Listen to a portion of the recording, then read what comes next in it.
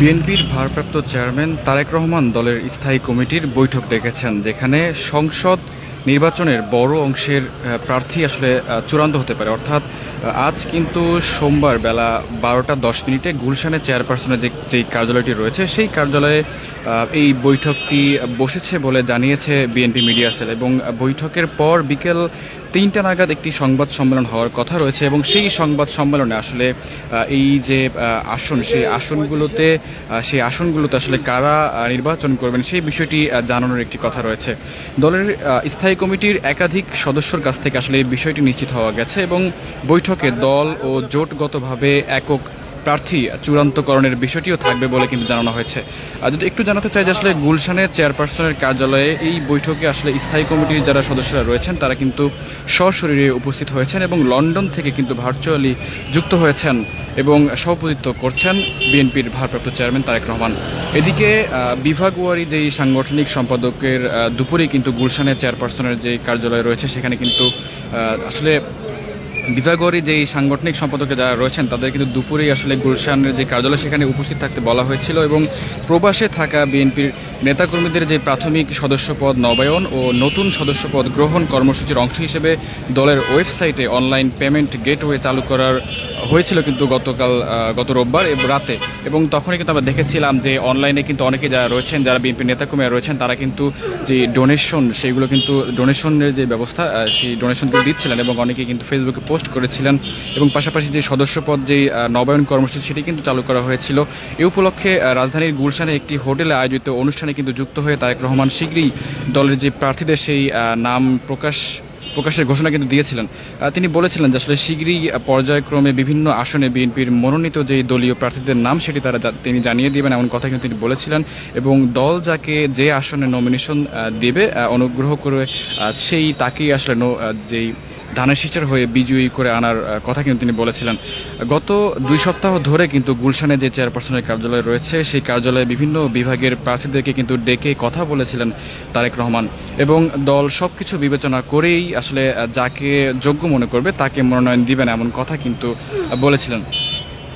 প্রথম দফায় আসলে 100-2 আসনের যে প্রার্থী তাদের নাম ঘোষণা হতে পারে এমন কথা কিন্তু বলা হয়েছে এবং সম্প্রতি আসলে দলের স্থায়ী কমিটির সদস্য সালাউদ্দিন আহমেদ তিনি বলেছেন যে নভেম্বরের আসলে প্রথম দিকে প্রায় 200 আসনে প্রার্থী তালিকা প্রকাশ করা হবে। অর্থাৎ নভেম্বরের প্রথম দিকে অর্থাৎ এই সপ্তাহ নাগাদ আসলে 200 আসনের প্রার্থীদের তালিকা ঘোষণা করার কথা ছিল। এবং যদি একটু জানাতে চাই যে আসলে আজ কিন্তু মূলত বিএনপির ভারপ্রাপ্ত চেয়ারম্যান তারেক রহমান তিনি কিন্তু একটি বৈঠকের ডাক দিয়েছেন এবং সেই বৈঠকে কিন্তু রয়েছেন বিএনপির যারা স্থায়ী কমিটির সদস্যরা রয়েছেন তারা কিন্তু এই বৈঠকে কিন্তু অংশ নিয়েছেন এবং এইখান থেকে কিন্তু যেই সংসদ অর্থাৎ সামনে যে আসন্ন নির্বাচন 2026-2025-এর যে 2026-এর যে নির্বাচন সেই নির্বাচনে আসলে বিএনপির হয়ে ধানের শীষের হয়ে যারা লড়বেন তাদের নামগুলো কিন্তু আজ ঘোষণা করার কথা রয়েছে এবং সেই মিটিং কিন্তু বর্তমানে চলমান রয়েছে এবং সেই মিটিংয়ে কিন্তু সশরীরে উপস্থিত হয়েছেন দলের স্থায়ী কমিটির সদস্যরা এবং পাশাপাশি এই সভায় কিন্তু সভাপতিত্ব করছেন বিএনপির ভারপ্রাপ্ত চেয়ারম্যান তারেক রহমান। এবং দেখতে পাচ্ছেন যে আমি যদি একটু আশেপাশের পরিস্থিতি দেখাই তাহলে দেখতে পাচ্ছেন যে বাইরে কিন্তু সংবাদ মাধ্যমের যারা রয়েছেন তারা কিন্তু বাইরে অপেক্ষামান রয়েছেন এবং পাশাপাশি আমরা দেখেছি যে বেশ নিরাপত্তা বেষ্টনী কিন্তু তৈরি করা হয়েছে এবং ভেতরে কিন্তু স্থায়ী কমিটির যারা সদস্যরা ছিলেন তারা কিন্তু ইতিমধ্যেই ভেতরে প্রবেশ করেছেন।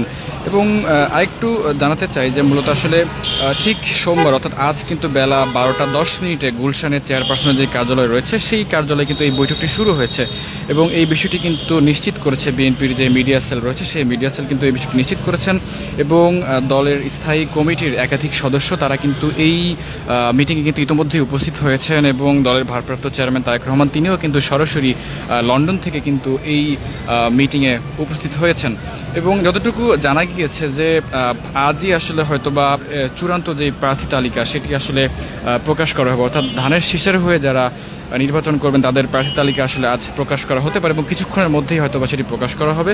এবং এর আগে কিন্তু আমরা দেখেছিলাম বিএনপির স্থায়ী কমিটির সদস্য সালাউদ্দিন আহমেদ তিনি কিন্তু বলেছিলেন যে প্রথম দফায় আসলে প্রায় 200 জন অর্থাৎ 200 জন প্রার্থীর নামের ঘোষণা আসতে পারে এবং সেটি হয়তোবা আজই আসতে পারে।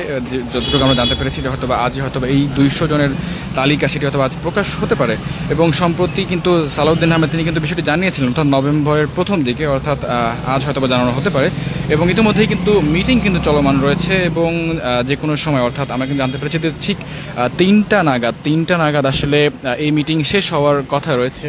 এবং দেখতে পাচ্ছেন যে যারা মনোনয়ন প্রত্যাশী তারা কিন্তু অনেকেই আসলে গত কয়েকদিন ধরে কিন্তু তারা কিন্তু ইতিমধ্যেই তাদের যে নিজ নিজ এলাকা, সেই নিজ নিজ এলাকাগুলোতে বিএনপি যারা মনোনয়ন প্রত্যাশী তারা কিন্তু তাদের প্রচারণা কার্যক্রম সেটি কিন্তু চালিয়েছিলেন। এবং পাশাপাশি যে জনসংযোগ কর্মসূচি সেটি কিন্তু চলমান ছিল।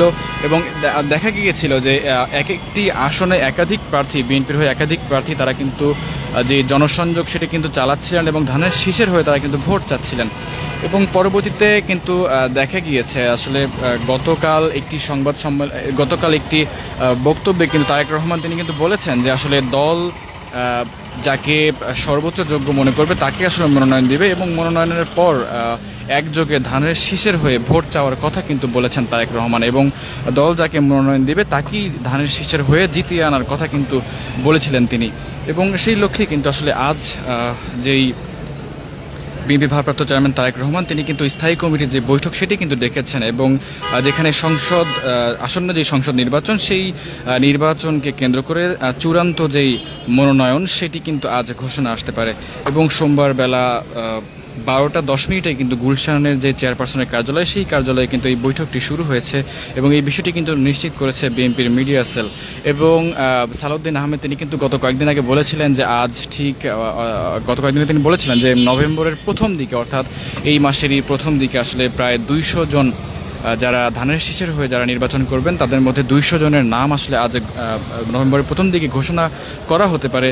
এবং আজ কিন্তু সেই মিটিংটি চলমান রয়েছে এবং যে কোনো সময় অর্থাৎ কিছুক্ষণের মধ্যেই হয়তো বা স্থায়ী কমিটির এই বৈঠক, অর্থাৎ ভারপ্রাপ্ত চেয়ারম্যান তারেক রহমানের সঙ্গে যে বৈঠকটি চলমান রয়েছে সেই বৈঠকটি কিছুক্ষণের মধ্যেই কিন্তু শেষ হওয়ার কথা রয়েছে। এবং তারপরেই হয়তো বা যে চূড়ান্ত মনোনয়নের ঘোষণা সেটি কিন্তু আসতে পারে। দর্শক, আমরা ক্ষণে ক্ষণে আপনাদের সঙ্গে যুক্ত হব এবং দেশের সকল খবর সবার আগে পৌঁছে দেওয়ার চেষ্টা করবো। এতক্ষণ আমাদের সঙ্গে যুক্ত থাকার জন্য সবাইকে ধন্যবাদ জানাচ্ছি।